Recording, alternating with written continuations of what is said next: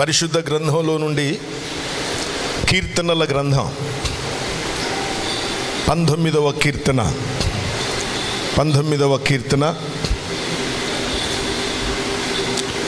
4వ వచనంలో ఉన్న ఆఖరి పంక్తిని చదువుతూ ఉన్నాను. 19వ కీర్తన 4వ వచనంలో ఉన్న ఆఖరి లైన్, వాటిలో ఆయన సూర్యునికి గుడారము వేసెను. వాటిలో ఆయన సూర్యునికి గుడారము వేసెను. మా తండ్రి, చదవబడిన ఈ మాట కొరకు స్తోత్రం చెల్లిస్తున్నాం స్వామి. మాతో మాట్లాడండి, మమ్ములను దర్శించండి. మా ప్రభువా, ఈ వాక్యములో దాగిన సత్య సందేశము మా ఎదుట మీరు ప్రత్యక్షపరచండి. మాతో మీరు మాట్లాడండి. మాతో మీరు మాట్లాడి మమ్ములను బలపరచమని, మీరు మహిమ పొందమని యేసు నామములో అడిగి వేడుచున్నాను తండ్రి. ఆమేన్, ఆమేన్, ఆమేన్. ప్రభునందు ప్రియమైన దేవుని బిడ్డలారా, చదవబడిన ఈ వాక్య భాగంలో నుంచి మనము ఒక ఆసక్తికరమైన సంగతిని ఈ వచనం గుండా మనం నేర్చుకుందాం. పరిశుద్ధాత్మ దేవుడు మనలను ధ్యానములోనికి నడిపించునుగాక. వాటిలో ఆయన సూర్యునికి గుడారము వేసెను. సూర్యునికి గుడారము. దేవుని బిడ్డలారా, సూర్యునికి గుడారము వేయడం హైందవ పురాణాలలో సూర్యునికి రథము కావలసి వచ్చింది. సూర్యుడు ప్రయాణం చేయటానికి రథము, గుర్రములు, అది విన్నప్పుడు కానీ, అది మనం చదివినప్పుడు కానీ, లేదా ఇతరులు మనకు ఆ విషయాన్ని బోధించినప్పుడు మనం చాలా హాస్యాస్పదంగా వారిని చూస్తాం. సూర్యుడు ఏమిటి, సూర్యుడు ప్రయాణం చేయటానికి రథం ఏమిటి, సూర్యుని మోసుకు తిరగటానికి రథం ఏమిటయ్యా, ఇదెక్కడి మాట అని మనం వారిని కాస్త బాధకు గురి చేస్తాం. ఇంకా కాస్త శృతి మించితే వారి యొక్క ఆత్మాభిమానాన్ని గాయపరిచే విధంగా మనం మాట్లాడతాం. బైబిల్ గ్రంథంలో కూడా చాలా ఆశ్చర్యకరమైన సంగతులు, ఇతరులకు ఆశ్చర్యాన్ని కలిగించేది, మనకు ఆశ్చర్యమే. కానీ కొన్ని సంగతులు క్రైస్తవేతరులు, అన్యజనాంగము విన్నప్పుడు వారికి కూడా ఆశ్చర్యం కలుగుతుంది. అసలు ఈ గ్రంథం పేరే ఆశ్చర్య కార్యములు కలిగిన గ్రంథం ఇది. మనకు ఈ శాస్త్రీయ జ్ఞానం కానీ, తర్వాత సాంకేతిక పరమైన జ్ఞానం కానీ అభివృద్ధి చెందినటువంటి దినాల్లో మనం ఉన్నాం. శాస్త్రీయ జ్ఞానం అభివృద్ధి చెందిన తరువాత బైబిల్లో ఉన్న ఏ స్టేట్మెంట్ కూడా ఇప్పుడు ఈ శాస్త్రీయ జ్ఞానం వెలుగులోకి వచ్చింది కాబట్టి ఇది తప్పు అంటానికి ఎక్కడ ఒక్క మాట కూడా మీరు ఆదికాండం నుంచి ప్రకటన గ్రంథం దాకా ఎక్కడ చెప్పలేరు.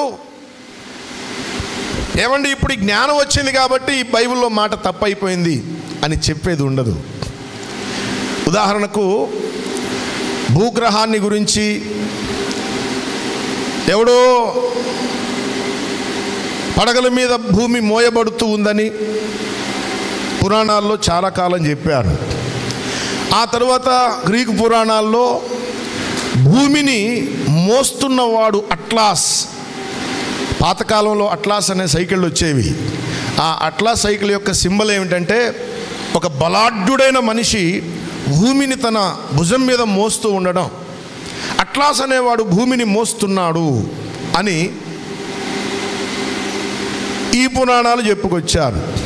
ఇప్పుడు శాస్త్రీయ జ్ఞానం బాగా అభివృద్ధి చెందింది, సాంకేతిక పరమైన జ్ఞానం బాగా అభివృద్ధి చెందిన తరువాత అంటే భూమిని టెలిస్కోప్లో కానీ ఇంకా పవర్ఫుల్ టెలిస్కోపుల్లో కానీ చూచినప్పుడు భూమి ఏ ఆధారం లేకుండా వేలాడుతూ ఉండటం శాస్త్రవేత్తలు గమనించారు. ఆ మాట బైబిల్ గ్రంథం ఏనాడో తెలియజేసింది. ఆయన శూన్యములో భూమిని వ్రేలాడదీసిన వాడని. నా మాట ఏమిటంటే ఇప్పుడు జ్ఞానం పెరిగింది కాబట్టి ఈ మాట తప్పండి అంటానికి బైబిల్లో ఒక్కట్లేదు. జ్ఞానం అభివృద్ధి పొందిన తరువాత బైబిల్ను స్థిరపరిచింది. సాంకేతిక పరమైన జ్ఞానం కానీ శాస్త్ర జ్ఞానం కానీ ఇంకా ఏ సైన్స్ అయినా సరే ఆ సైన్స్ కానీ ఆ శాస్త్రం అంతా ఏం చేసిందంటే బైబిల్ను మరి కాస్త బలపరిచింది. కాబట్టి మనం సూర్యునికి గుడారము అని మనం మాట్లాడాం. ఈ మాట వాళ్ళు చదివినప్పుడు వాళ్ళు కూడా అంటారు కదా, ఏమయ్యా సూర్యునికి గుడారం పెట్టేస్తారా మీరు? మీ గ్రంథంలో సూర్యునికి గుడారం అనే మాట ఉన్నది కదా. మా గ్రంథంలో మా పురాణాల్లో సూర్యుని ఒక రథం కావాల్సి వచ్చింది, సూర్యుడు ప్రయాణం చేయటానికి అనే మాట మేము చెప్పినప్పుడు మీరు హేళన చేశారు కదా. మరి మీరు సూర్యునికి ఏకంగా రథం కాదు, రౌతు కాదు, ఇంకొకటి కాదు ఏకంగా గుడి కట్టారు. గుడి కాదు, ఇల్లు కట్టారు, అందులో వాడు నివసిస్తున్నాడని చెప్పారు. సూర్యునికి గుడారం ఎలా వేస్తారు? సూర్యునికి గుడారం వేయటం అనేది వాళ్ళకి ఈ అక్షరాలు మాత్రమే దొరుకుతాయి కాబట్టి వారు ఆ రీతిగా ప్రశ్నిస్తారు. ఎందుకు? మనము మొదట వారు చెప్పిన మాట విని కాస్త హేళనగా మాట్లాడి ఉండొచ్చు, లేదా ఇంకా ఏ విధంగా కొద్దిపాటి అవమానమైనా వాళ్ళ మనోభావం దెబ్బతినే విధంగా మనం మాట్లాడతాం. కనీసం ఆ మాట విన్నప్పుడు మనం పెదవిరిచి నవ్వినా కానీ వాడు గాయపడతాడు.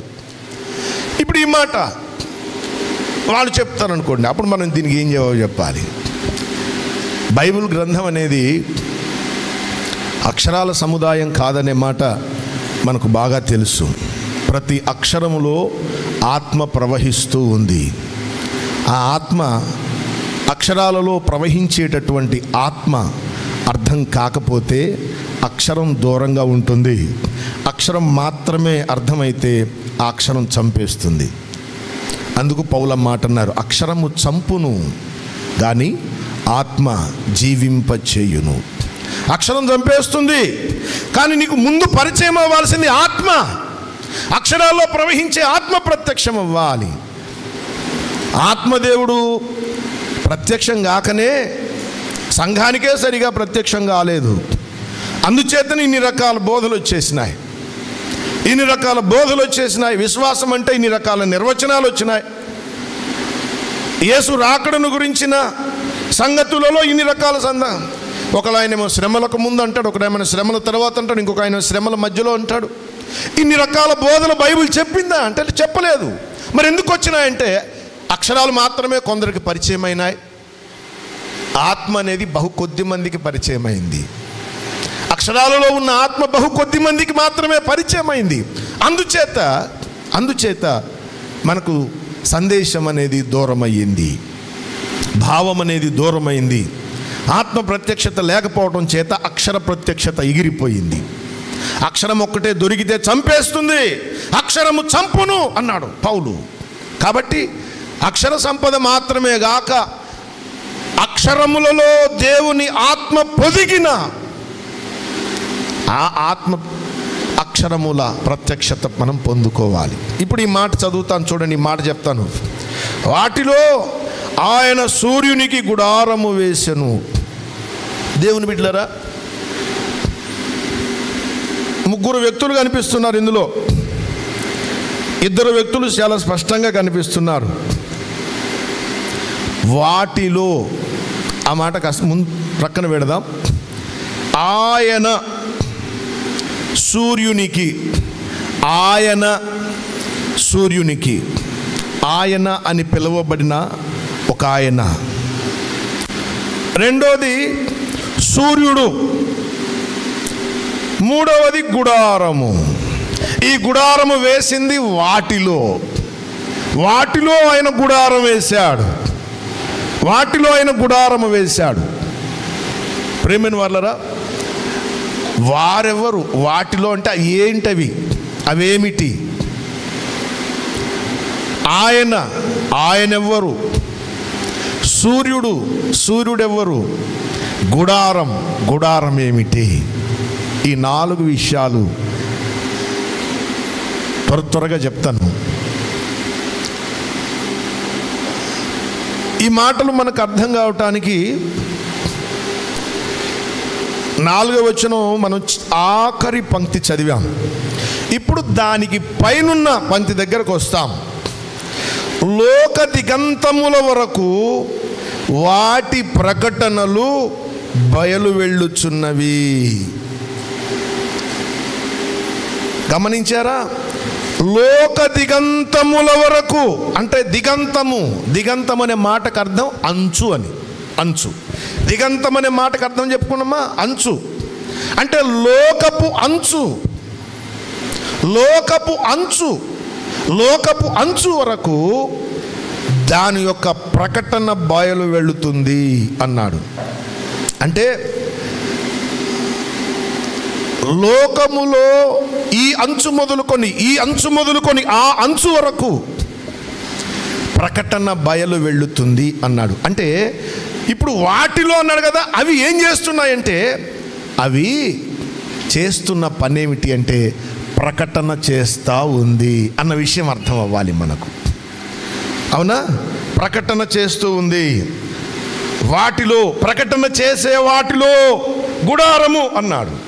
ప్రకటన చేసే వాటిలో గుడారము అంటే గుడారము వేయబడుతున్నటువంటి వాటికి ఉన్నటువంటి ప్రాముఖ్యమైన లక్షణం ఏమిటి అంటే అది ప్రకటన చేస్తూ ఉంది. రెండోది, ఇంకా పైకి రండి, 4వ వచనం. ఇప్పుడు మొదటి పంక్తికి రండి. వాటి కొలనూలు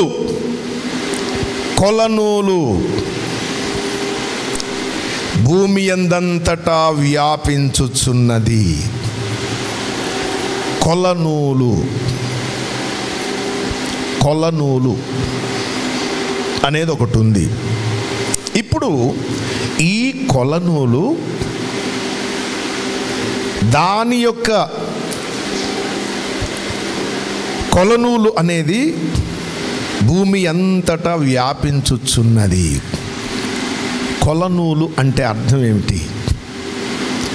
దేవుని బిడ్డలారా, కొలనూలు అనగా ప్రమాణము అని అర్థం. ఈ ప్రమాణ వాక్యము అనేది అంటే స్టాండర్డ్ మెజరింగ్ రాడ్ అనేది ఒకటి ఉంది వాక్యంలో. ప్రమాణ వాక్యము. ఈ ప్రమాణ వాక్యము అనేది భూమి అందంతటా వ్యాపిస్తూ ఉందట. భూమి అందంతటా వ్యాపిస్తూ ఉంది.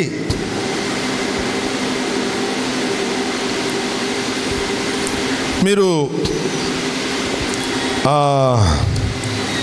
ప్రమాణము అనే మాట మనకు యెషయా ప్రవచన గ్రంథం చూడండి ఒకసారి.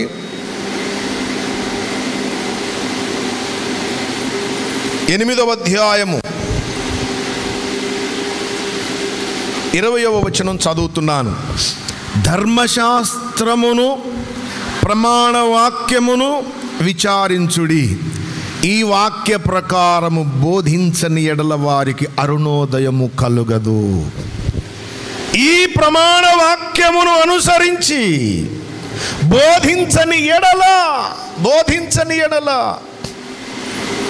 వారికి అరుణోదయము కలుగదు.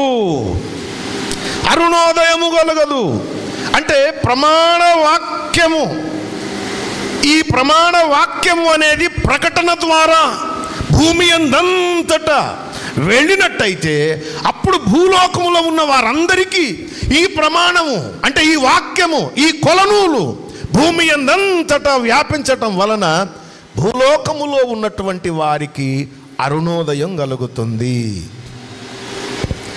అరుణోదయము అనే మాట గ్రంథంలో మీకు ఎదురైన ప్రతిసారి ప్రతిసారి కాకపోయినా కొన్ని ప్రత్యేక పరిస్థితుల్లో అరుణోదయము, ప్రత్యేక సందర్భాల్లో అరుణోదయం అనే మాట మీకు కనబడినప్పుడు అది రెండవ రాకడకు సంబంధించినది అని గమనించాలి మీరు. రెండవ రాకడలో మనకు ఎదురయ్యేటటువంటిది. మలాకీ గ్రంథం 4వ అధ్యాయాన్ని మీరు ఒకసారి చూడండి. 4వ అధ్యాయము 2వ వచనం. అయితే నా నామమందు భయభక్తులు గలవారు మీకు నీతి సూర్యుడు ఉదయించును. నీతి సూర్యుడు ఉదయించును, అతని రెక్కలు ఆరోగ్యము కలుగజేయును. 2 సంగతులు ఉన్నాయి ఇక్కడ. 2 సంగతులు. ఒక సూర్యుడు ఉన్నాడు. ఆ సూర్యుడు ఏమని పిలిచాడు? ఆయన అన్నాడు. అంటే ఆ సూర్యుడు ఎవరని? ఆయన ఒక వ్యక్తి. ఆ సూర్యుడు ఒక వ్యక్తి.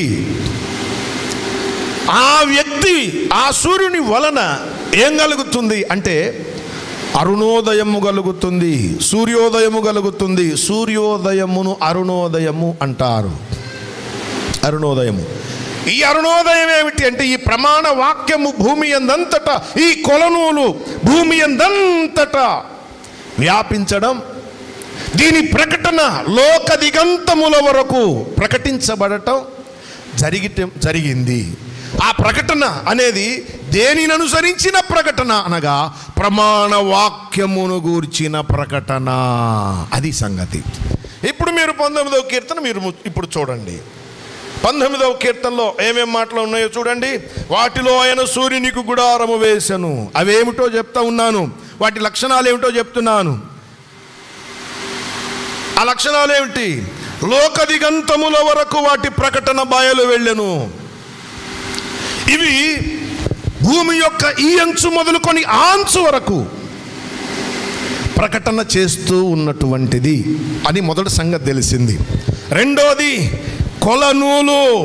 కొలనూలు అనగా ప్రమాణ వాక్యము అని అర్థం.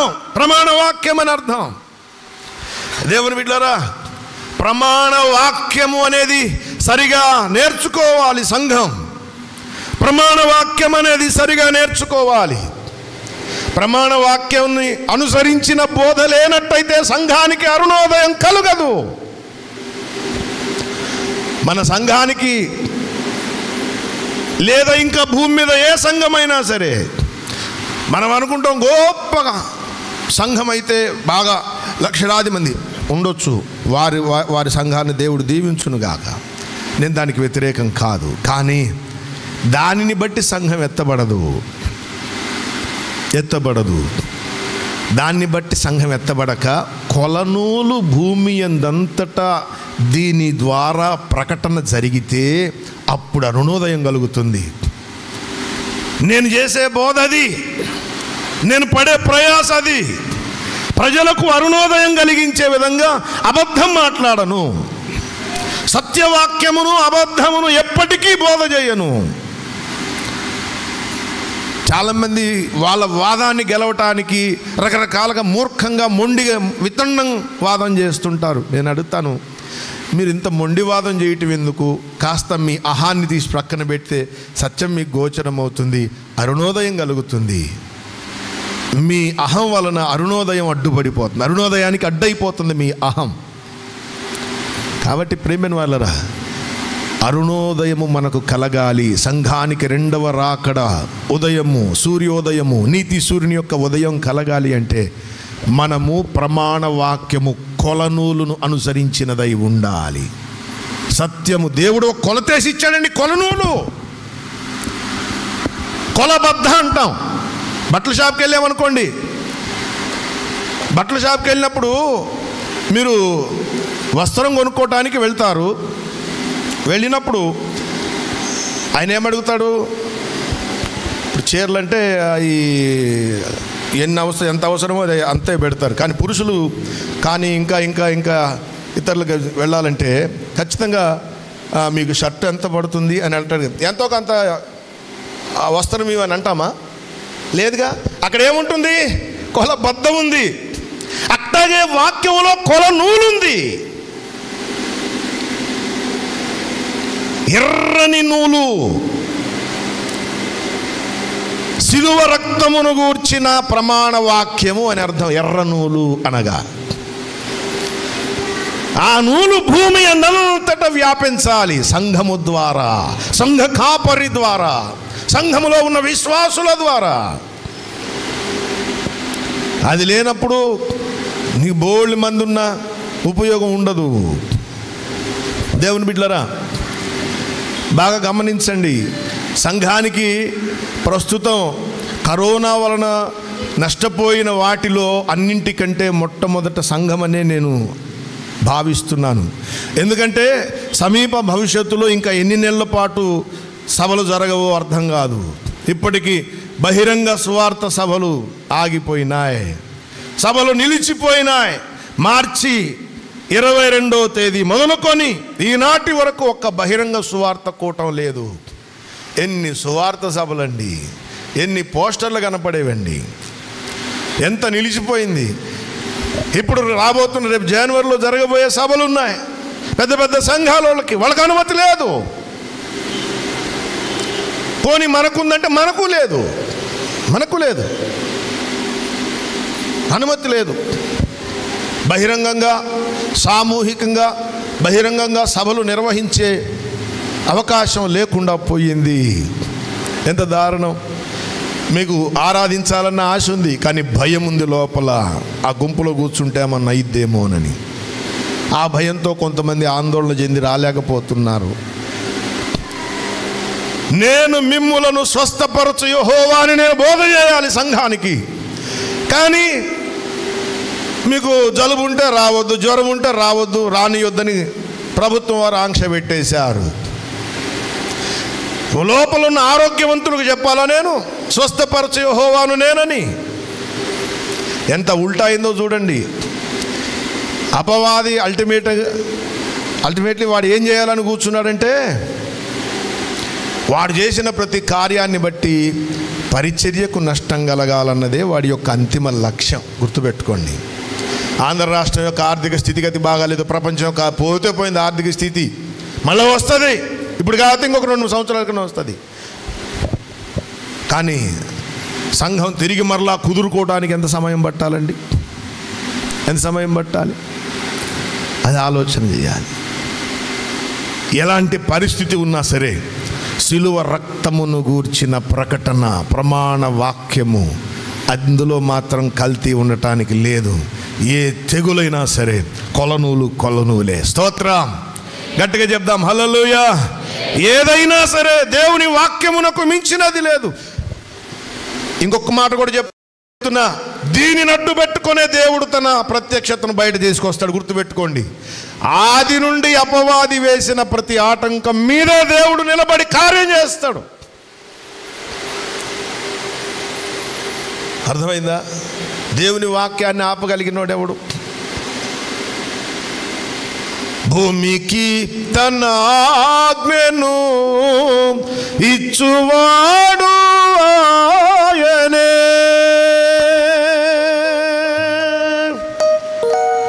వేగముగను దేవుని వాక్యము పరుగెత్తును. ఈ మధ్య కాలంలోనే ఈ పాట రాసిన ఆయన చనిపోయారు. అయ్యగారు ఎలీషా గారు అదే పేరు, అనంతపురం జిల్లా వాసి. ఆయన రీసెంట్గా ఒక 1 మంత్ అవుతుంది, పండు వృద్ధాప్యంలో చనిపోయారు. దేవునికి స్తోత్రము గానము చేయుటయే మంచిది, మనమందరము స్తుతి గానము చేయుటయే మంచిది. ఆయన ఆకాశము మేఘములతో కప్పును, ఆయన ఆకాశము మేఘములతో కప్పును, భూమి కొరకు వర్షము వాడని భూమి కొరకు వర్షము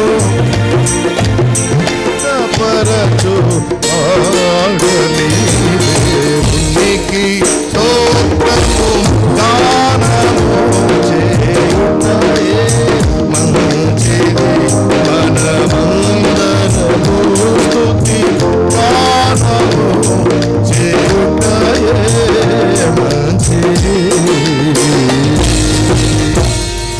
భూమి కొరకు వర్షాన్ని సిద్ధం చేశాడు. ఆ వర్షాన్ని ఏది ఆపలేదు. అయితే వర్షం కురిసే ముందు స్తంభించిపోవడం, గాలి స్తంభించడం సహజమే. అలాగా ఇది ఒక స్తంభన, వాయు స్తంభన. దాని తరువాత ఉండే భయంకరమైన తుఫాన్ ఉంది. ఆధ్యాత్మిక తుఫాన్ రాబోతుంది. గుర్తుపెట్టుకోండి, అపవాది కార్యం రయమైపోతుంది. సంఘం మీదికి బలమైన తుఫాను అనే వర్షం రాబోతా ఉంది. స్తోత్రం చెప్పండి. హల్లెలూయా, హల్లెలూయా. దేవుని బిడ్డలారా, ప్రమాణ వాక్యము చాలా ప్రాముఖ్యము. నువ్వు ప్రకటించాలి. ప్రమాణ వాక్యమును అనుసరించిన ప్రకటన ఉండాలి. ఇప్పుడు ఆ ప్రకటన గురించి 3వ వచనంలో కొద్ది, ఇప్పుడు కింది నుంచి వస్తున్నా 3వ వచనంలో వ్రాయబడిన ప్రకటన చూడండి. 3వ వచనం, వాటికి భాష లేదు, మాటలు లేవు, వాటికి స్వరము లేదు. కొలనూలు ప్రకటన భూమి అంచు, ఈ అంచు వరకు ఆ అంచు వరకు కొలనూలు ప్రకటన, ప్రమాణ వాక్యపు ప్రకటన చేసిన దానిలో గుడారం అన్నాడు. ఇప్పుడు ఆ ప్రకటన గురించి చెప్తున్నాడు. వాటికి భాష లేదు, మాటలు లేవు, స్వరము లేదు. ఇదేందండి? ప్రకటన చేస్తున్నాము. ప్రకటన చేసేటప్పుడు ఏమి లేదంట, భాష లేదు. భాష లేకుండా ప్రకటన, భాష లేకుండా ప్రకటన. మాటలు లేవు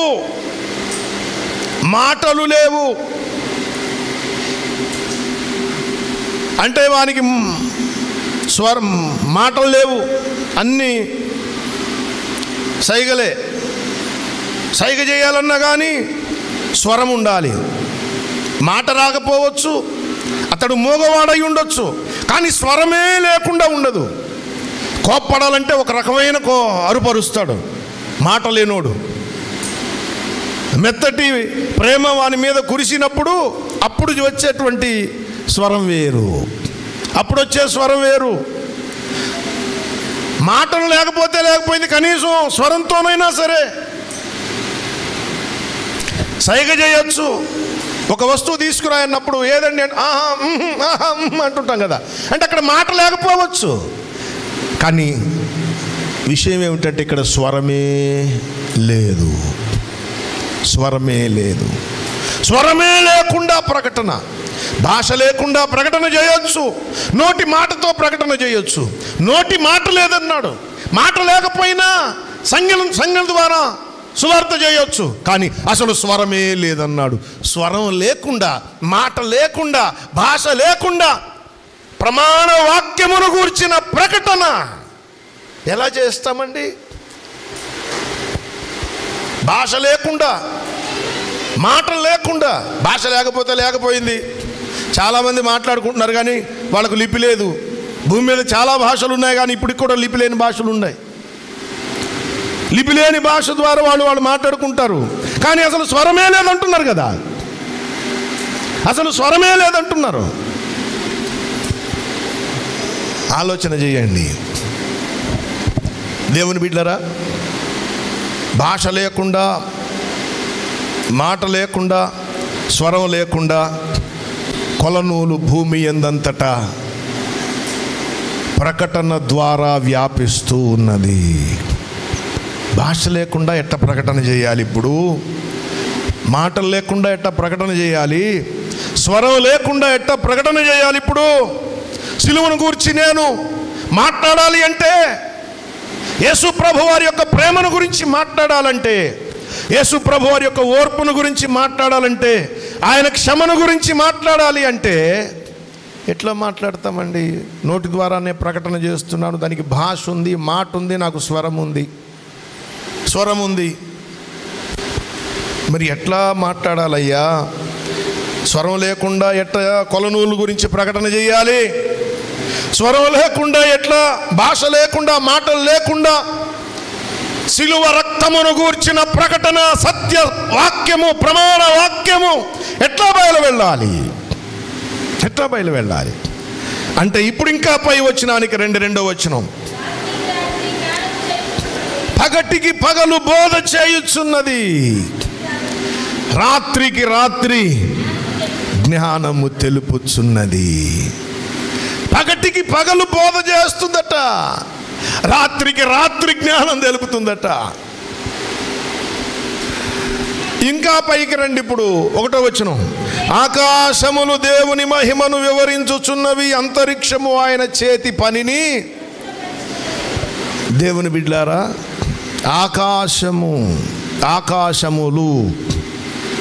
ఆకాశములు ఒకటి కాదు, బోల్డ్ ఆకాశాలు ఉన్నాయి.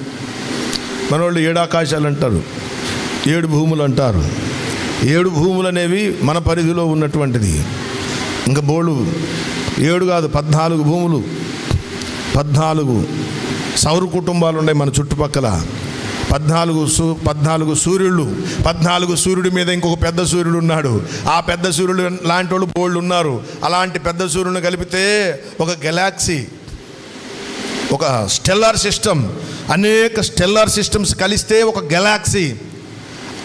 అలాంటి గెలాక్సీలు ఎన్నో కలిస్తే ఒక మిల్కీ వే, ఒక పాలపుంతలు తల వెంట్రుకలన్నీ ఉన్నాయి. అందులో మళ్ళీ ఒక గెలాక్సీలో సో మెనీ స్టెల్లార్ సిస్టమ్స్. ఒక స్టెల్లార్ సిస్టమ్ కిందకు వస్తే ఒక అనేక ప్రకాశవంతమైన పెద్ద జ్యోతుల యొక్క సమూహము. ఒక పెద్ద జ్యోతి కింద మళ్ళీ 14 సూర్యులు, ఒక్కొక్క సూర్యుడి కింద మళ్ళా సౌర కుటుంబం. అందులో ఓ సౌర కుటుంబంలో ఒక భూమి. మిగిలిన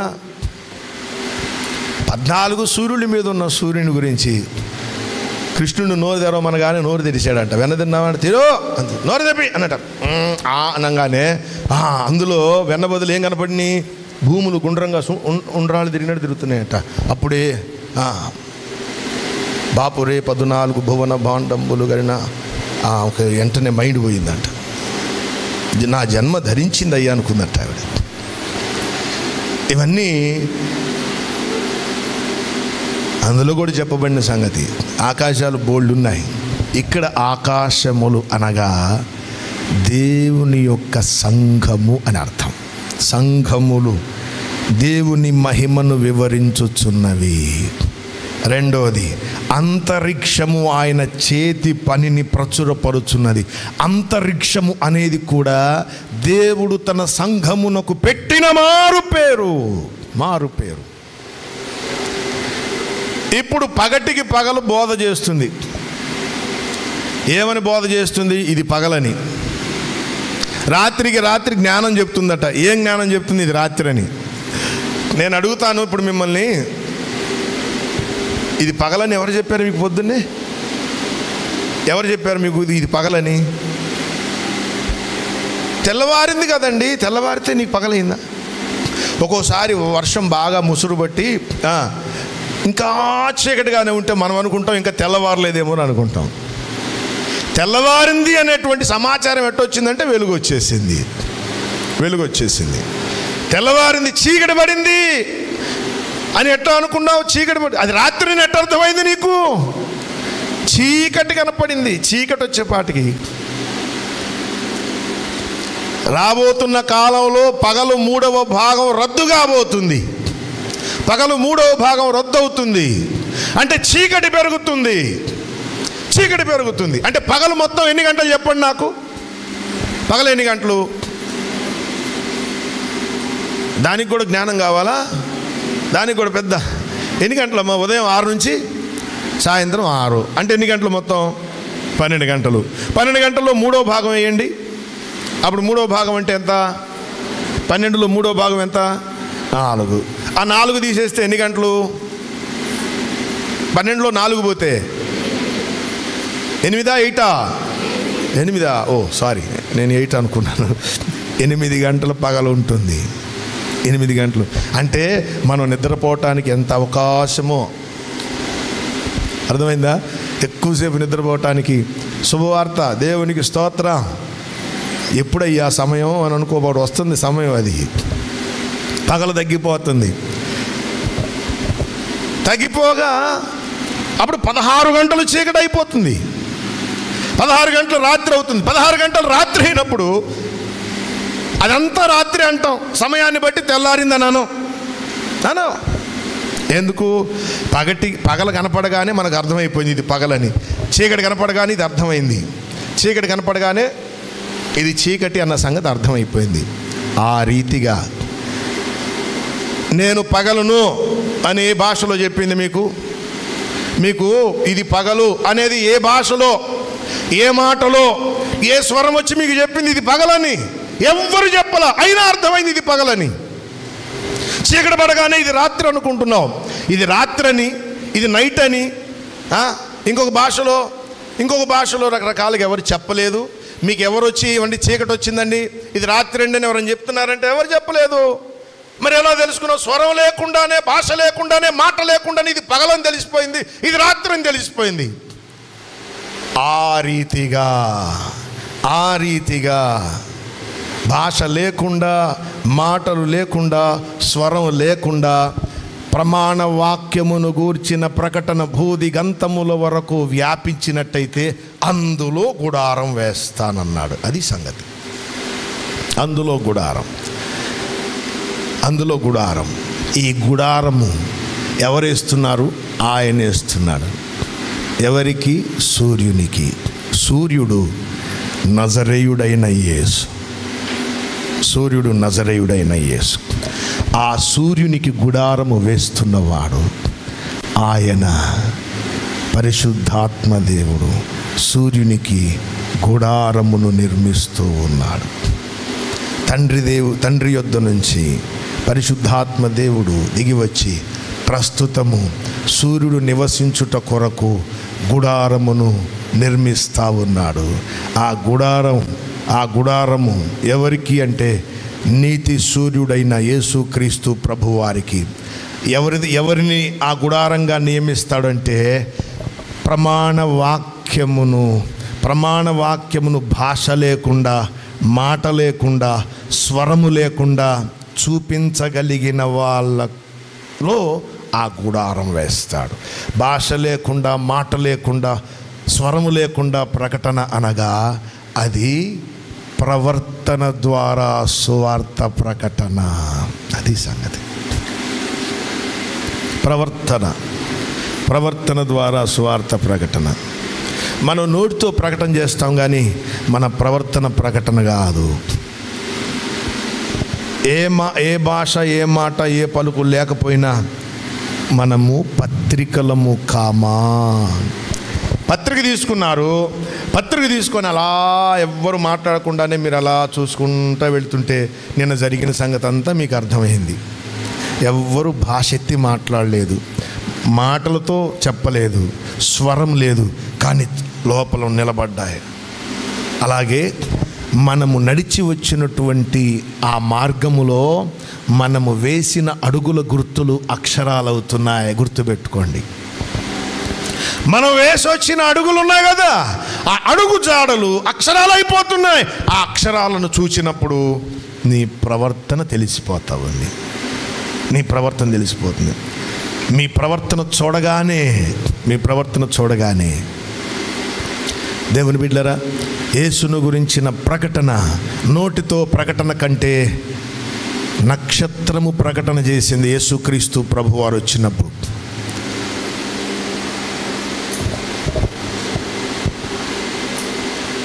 యేసును గురించిన ప్రకటన అంతరిక్షంలో కలిగింది. మాసిలామణయ్య గారు రాసినట్టు, అందాల తార అరుదించే నాకై అంబర వీధిలో యేసయ్య కీర్తి ఏందది? అవతారమూర్తి యేసయ్య కీర్తి అవని చాటుచు. మనకి ఈ పాట పాడగానే ఏంటో తెలియని అనుభూతి వచ్చేస్తుంది. క్రిస్మస్లో ఉన్నామేమో అని ఆనందం కలుగుతుంది.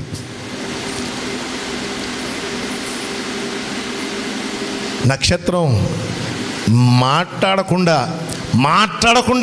జ్ఞానులు నడిపించింది. నక్షత్రం భాష లేదు, మాట లేదు, స్వరం లేదు, లేకుండా బాట చూపింది. జ్ఞానులు నడిచి వెళ్ళారు. అలా ప్రకటన కనుక చేస్తే యేసుని గురించి, అప్పుడు నీవు దేవునికి గుడారం అవుతావు, యేసయ్యకు గుడారం అవుతావు నీవు. లేకపోతే నీవు యేసునకు గుడారము కాలేవు. ప్రేమైన వాళ్ళరా, ఆలోచన చేయండి. మనము దేవుని యొక్క గుడారము, యేసయ్య నివసించటానికి ఇల్లు. మనం యేసు ప్రభువారు నివసించుట కొరకు మనమే ఆయన ఇల్లు. స్తోత్రం చెప్పండి గట్టిగా, హల్లెలూయా. మనమే ఆయన ఇల్లు, మనమే ఆయన ఇల్లు. ప్రేమైన వాళ్ళరా, సూర్యుని యొక్క గుడారము. ఇంకా ఈ సూర్యుడు కనపడరు, అక్కడ ఉన్నది ఒకటే ఒక సూర్యుడు, నజరేయుడైన యేసు. ఆయనే ఆ పట్టణమునకు వెలుగు.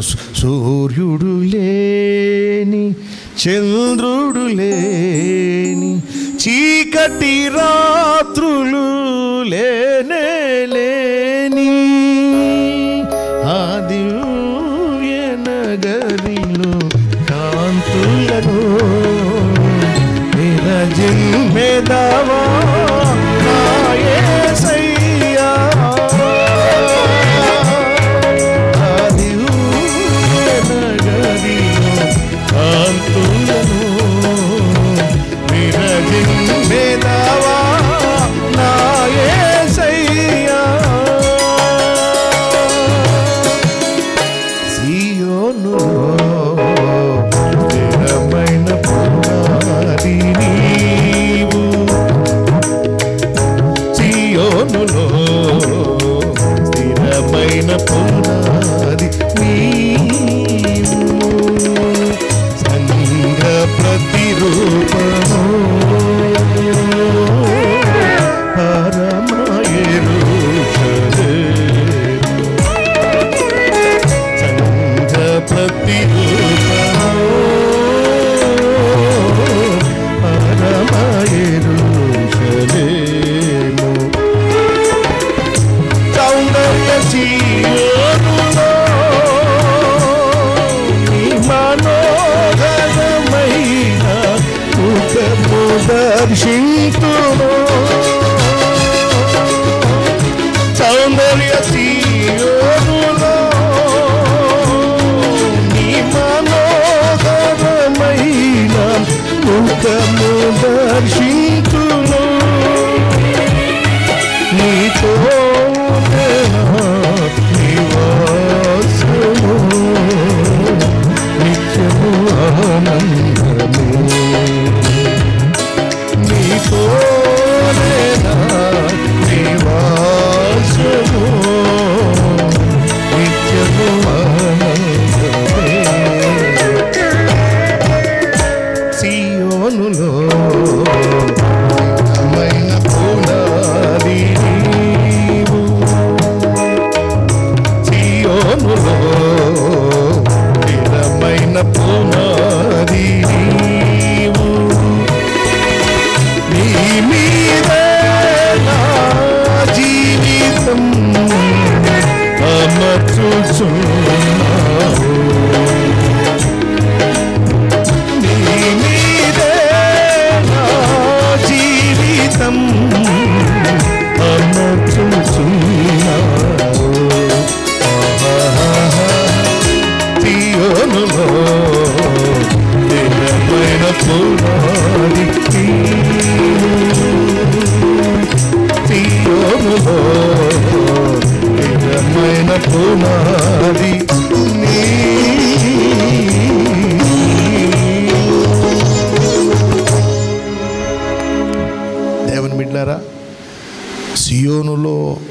ఇక సూర్యుడు లేడు. ఆ సూర్యుడు ఎవరు అంటే ఆఖరిగా ఒక మాట చెప్తాను ఇక్కడ. ఆ సూర్యునికి మనం ఇప్పుడు నివాసం. రాబోతున్న కాలంలో ఇదిగో ఈ మాట అర్థం చేసుకోండి, ఇది ఖరీదైన మాట. ఇప్పుడు మనం సూర్యునికి గుడారం, కానీ ఒక కాలం వస్తుంది సూర్యుడే మనకు గుడారం. స్తోత్రం, హల్లెలూయా. అర్థమైందా? ముఖంలో ఏది కాస్త మాస్కులు తీసి నవ్వండి ఒకసారి. అమ్మా మీరు నవ్వుతున్నారో కోపంగా చూస్తున్నారో ఏం అర్థం కావట్లేదు నాకు. అందుకు సందేశం అర్థమైనప్పుడు ఒళ్ళు పులకించినట్టు ఉంటుంది, అవునా? ఇప్పుడు మనం సూర్యునికి గుడారం. ఒక కాలం వస్తుంది సూర్యుడే మనకు గుడారము. స్తోత్రం. మనము ఇప్పుడు ఆయన మన నివసిస్తున్నాడు మన దగ్గర. రేపు మనం వెళ్ళి ఆయన దగ్గర నివసిస్తాం, ఆయనలో నివసిస్తాం. ఇప్పుడు మనలో ఆయన నివసించాలి, మన హృదయంలో ఆయన నివసించాలి. మన హృదయము ఆయనకు సింహాసనం అవ్వాలి. దేవుని బిడ్డలారా, కాబట్టి సూర్యుడు ఎవరు? యేసు ప్రభు. ఆయన పరిశుద్ధాత్మ దేవుడు. తండ్రి అయిన దేవుని యొక్క అనుమతితో పరిశుద్ధాత్మ దేవుడు వచ్చాడు. వాటిలో అవేమిటి అంటే అవి